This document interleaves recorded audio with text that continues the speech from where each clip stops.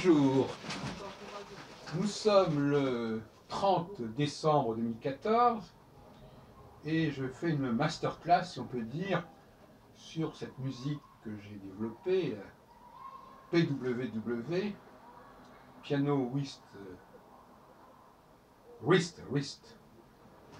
Whistle,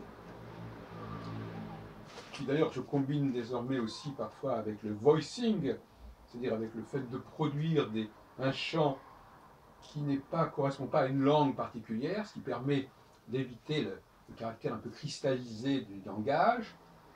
Donc ça correspond aussi à ce qu'on appelle le scat dans le jazz. J'ai une propension assez naturelle à pouvoir produire des langages complètement inexistants pendant des heures.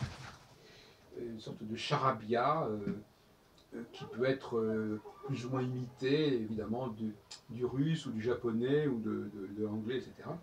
Mais j'ai un logiciel, si on peut dire, qui me permet de déclencher comme ça des tirades dans une langue qui n'existe pas, en tout cas dont les mots n'existent pas. Si tant est la musique, peut-être que la musique n'existe, mais pas les mots de cette langue.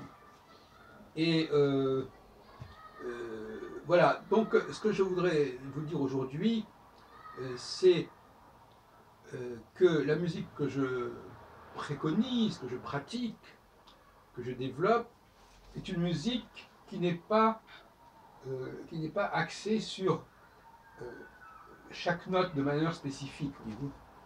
Elle est une combinatoire de notes, mais elle n'est en aucune façon une note unique.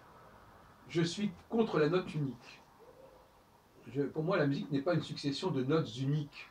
C'est une combinatoire de notes, et c'est une combinatoire de notes qui permet de jouer d'ailleurs sur des instruments complètement désaccordés ou qui n'ont pas certaines cordes, qui ont perdu certaines cordes, parce que de toute façon, je ne suis pas prisonnier de telle note en particulier. Je fais des mélanges de notes, je fais des combinatoires de notes, et par conséquent, une note en particulier ne jouera qu'un rôle secondaire par rapport à l'ensemble du processus. Je ne dis pas, bien sûr qu'on me dira, oui, mais dans la situation c'est toujours comme ça. Non, c'est-à-dire qu'à un moment donné, il n'y a pas une seule note qui se joue. La note n'est jamais liée à un instant donné. Elle est toujours, à un instant donné, il y a toujours un ensemble de notes.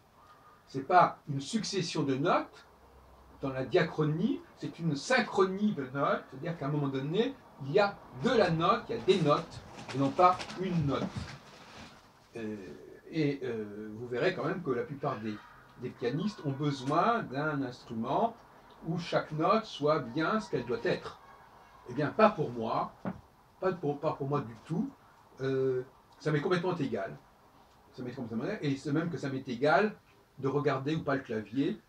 Ce qui m'intéresse, c'est d'avoir la mémoire des sons, de pouvoir revenir sur la même sonorité, de pouvoir la reproduire, mais je ne suis même pas censé savoir si c'est un Do, un Ré, un Mi, un Fa ou quoi que ce soit, de telle et telle gamme. Enfin, peu importe, ça m'est complètement égal, et je n'ai pas besoin d'avoir un visuel sur ce sujet.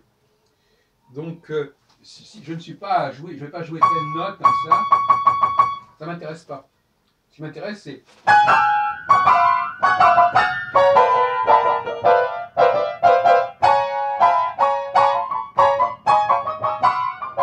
Et à un moment donné, donc, il y a une succession de sons qui se produisent, de sonorités, devrais-je plutôt dire, et à un certain moment, il y a un déclic qui dit, voilà, ça m'intéresse, ça je vais le reprendre, là-dessus je vais revenir.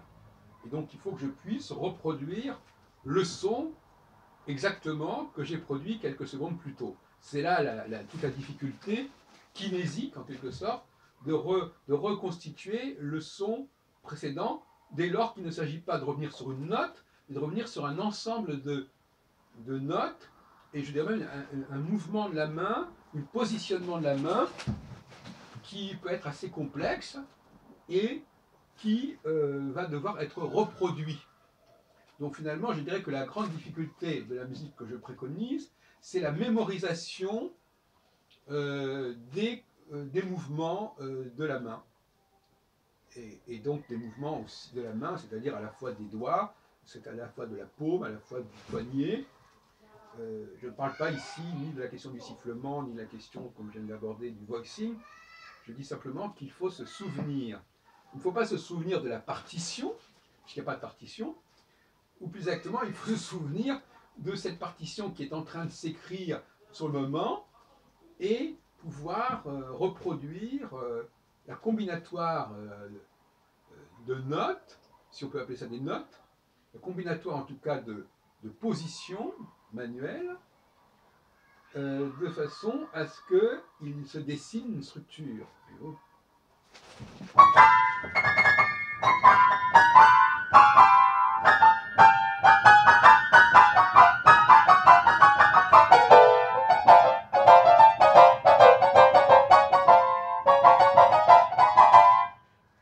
ce n'est pas un très bon exemple, mais je veux dire, ma main doit retrouver, doit être capable de reproduire la même sonorité à plusieurs reprises.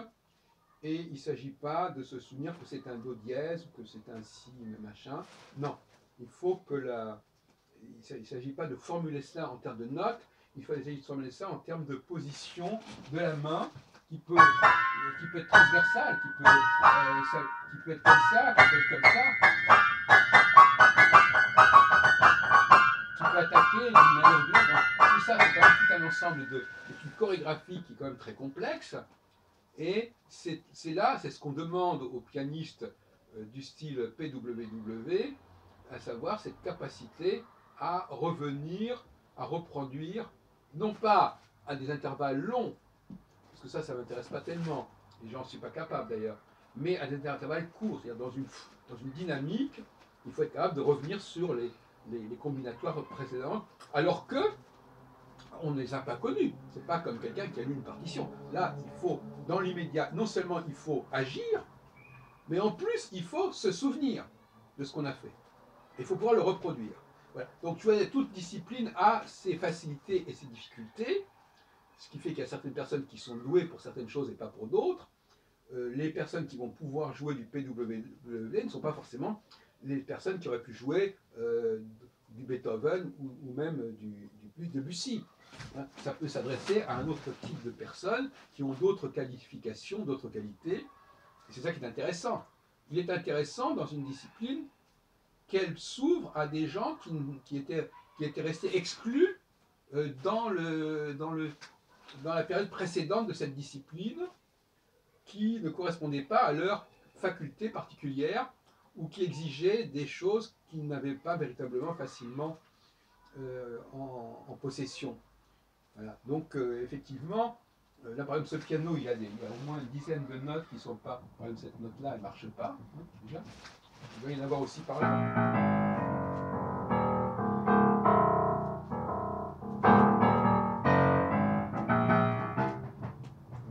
Là aussi, il y en a une qui ne marche pas. Il y en a certainement 2 ou 3 qui ne marchent pas. Et puis, il y a surtout le fait que, mais ça, il faut réagir au centième de seconde, au millième de seconde, au fait que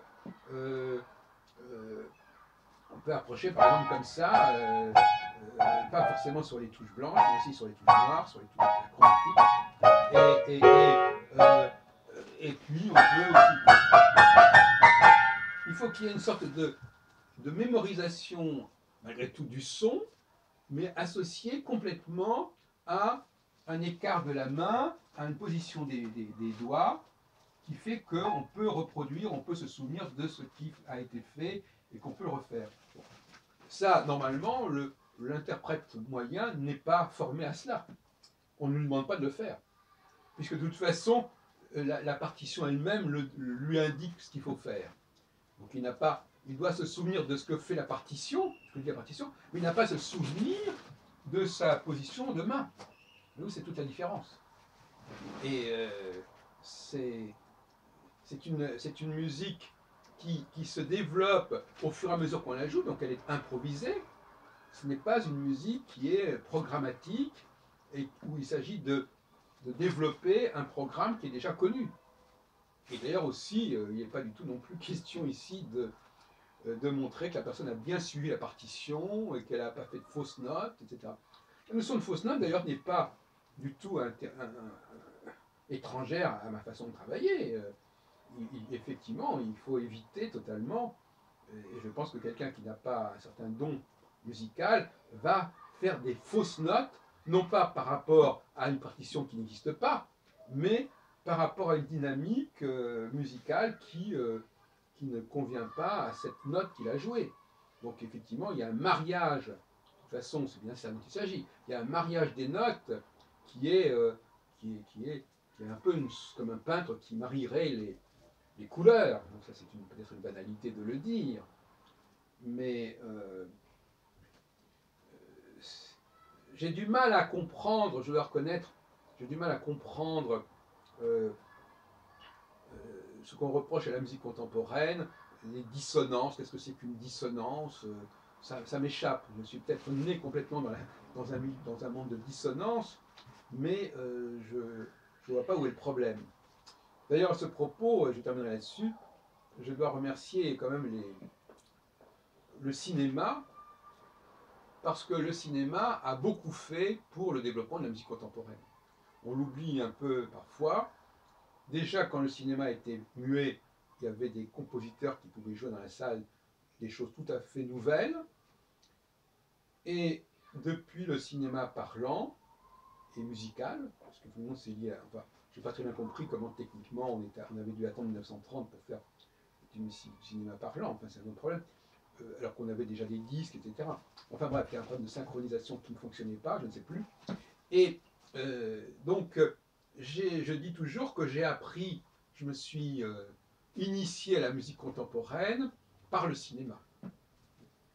Parce que dans beaucoup de films, d'ailleurs on sait que des gens comme Georges Auric ou comme Honegger ont fait des musiques de films, dans beaucoup de films, il y a là l'utilisation de cette musique contemporaine. Je pense même à Claude Chabrol qui, dans plusieurs films, fait jouer des œuvres tout à fait contemporaines. Je pense à des compositeurs comme Prodomides, etc., qui ont joué, je crois, pour Claude Sauté, enfin je ne me souviens plus très bien, enfin, on les voit apparaître, et c'est très intéressant. Et d'ailleurs, moi-même, on me dit souvent que ma musique, elle est faite pour le cinéma. Elle est faite pour le cinéma, et il y a là quelque chose de très intéressant à envisager. Elle est faite pour On dit souvent que c'est un cinéma un petit peu inquiétant, un cinéma de fantastique, un cinéma d'épouvante.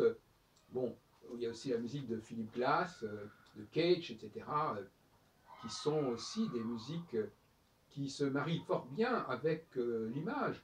Et d'ailleurs, tout à l'heure, je parlais de la cinétique des mains. Eh bien, le cinéma, c'est le même mot, c'est le même verbe grec qui veut dire mouvement, qui a donné aussi kinésithérapie. Donc le kino des Allemands ou des Russes qui disent, il y avait autrefois le kino panorama. Et donc, si vous voulez, on est dans une démarche cinétique, aussi bien au niveau du cinéma qu'au niveau de la musique que je préconise et que je pratique.